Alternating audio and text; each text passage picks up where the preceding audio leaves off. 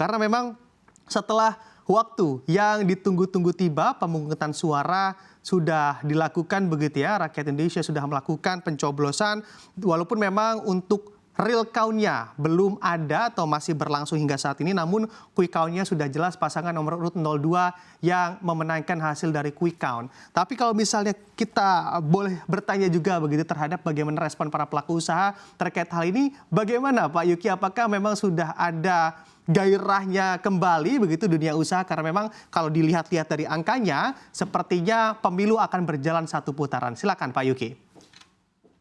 Ya, yang pertama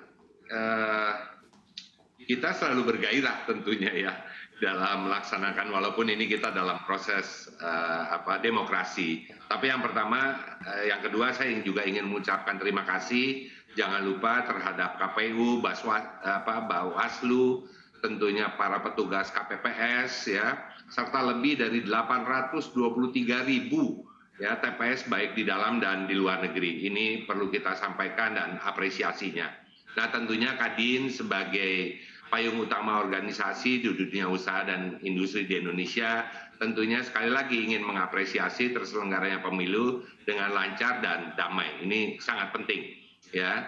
Dan kita juga mencermati ya tadi malam bagaimana proses dari quick count ya beserta keabsahan metodologinya, tentunya kajian perhitungan yang telah dilakukan berbagai lembaga survei. Dan kita juga menghimbau ya bagi kita juga seperti yang tadi disampaikan oleh Bapak Presiden ya, kita juga menunggu pengumuman resmi dari KPU yang tanggal 20 Maret 2024. Demikian. Oke, baik. Saya tentunya akan menanyakan hal yang sama begitu ya ke Bu Shinta. Bu Shinta, kalau dari pandangan Anda di Apindo seperti apa kiranya melihat begitu ya hasil dari quick count yang juga kita terlihat dari angkanya saja sudah terlihat begitu siapa yang menang, yaitu pasangan nomor urut 02 dan juga dikaitkan dengan gairah di industri ataupun di industri bisnis dan juga usaha. Silakan Bu Shinta.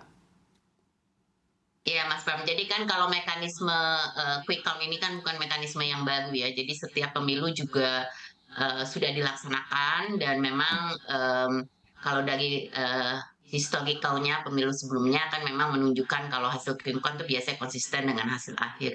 Namun demikian, apapun kan kita tetap harus menunggu ya sampai hasil aktual daripada KPU itu keluar gitu. Jadi mungkin sekarang hanya indikasi dan kita mesti menunggulah sampai 20 Maret nanti sampai aktual hasilnya keluar. Tetapi kalau kita lihat mungkin kalau dipandang dari dampak ya sektor real, mungkin saat ini kita ya nggak akan terlalu kelihatan dulu kan karena kita menunggu hasil akhir. Tapi yang penting nih mungkin biasanya dari pasar keuangan ya yang saya kira akan segera merespon dinamika perhitungan quick count ini gitu. Jadi kalau saya tadi lihat di pasar di Bursa Efek Indonesia itu menguat ya cukup signifikan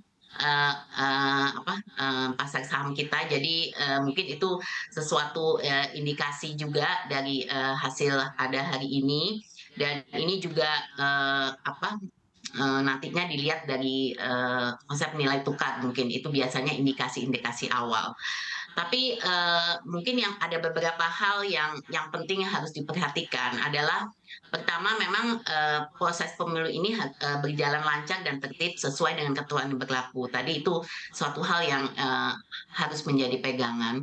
Dan kedua, hasil pemilu ini memiliki legitimasi dan dukungan yang baik dari semua pihak, termasuk masyarakat secara luas ya. Jadi ini sangat penting karena dalam proses quick count ini kan kita tahu bahwa masih ada yang mengatakan ya mungkin masih begini, mungkin terjadi begini, jadi sebaiknya menunggu sampai benar-benar hasil akhir itu keluar. Jadi prosesnya ini kita harus menjaga kredibilitas dan trustworthiness juga daripada proses pemilihan dan penerimaan outputnya oleh masyarakat, ini sangat penting. Jadi kami harapkan di hari-hari ke depan ini tidak akan terjadi hal-hal negatif ya, terutama yang berkaitan dengan keamanan, adanya demo-demo dan lain-lain gitu. Jadi ini saya rasa kita sama-sama perlu menunggu sampai hasil formal dari KPU itu keluar. Oke, baik. Karena dengan adanya kontroversi yang ada juga dalam pemilu ini tentunya akan mempengaruhi appetite dari para pelaku pasar begitu untuk masuk ataupun dari capital inflow-nya juga nantinya juga akan ikut terdampak. Namun kalau misalnya saya juga bertanya pada Anda Bu Shinta, terkait satu putaran dan juga dua putaran, apakah memang para pelaku usaha memberikan atensi khusus pada hal ini? Ya sebenarnya bukan satu atau 2 putaran ya, tapi lebih lebih kualitas daripada pemilu itu sendiri yang paling penting ya, yang kita selalu katakan demokrasi, jujur dan adil dan ini yang kunci. Tapi tentunya kalau pemilu satu putaran itu memberi pengaruh positif pada stabilitas politik dan pertumbuhan ekonomi itu di sektor real yang lebih cepat terjaga karena adanya kepastian hukum tadi dan arah perencanaan kerja yang dapat segera dirancang karena kita udah tahu nih siapa yang akan jadi pemimpin mendatang dan anggaran negara juga yang dikeluarkan untuk kepentingan pemilu akan jelas lebih sedikit dibandingkan kalau 2 kali sehingga alokasi dana dapat digunakan untuk kebutuhan-kebutuhan lainnya. Juga mempercepat program pemerintah yang existing dan juga memang ya walaupun saya selalu mengatakan ya kalau ini satu putaran tentu saja driver pertumbuhan dari sisi konsumsi yang tadinya bisa digenjot oleh pengeluaran pemilu kan akan hilang gitu. Jadi ini juga ada satu faktor lah kalau itu satu putaran. Tapi yang jelas untuk pengusaha karena jadi jelas jadi lebih ada kepastian ya tentunya kalau ini terjadi akan lebih cepat kita bisa bergulir lah gitu.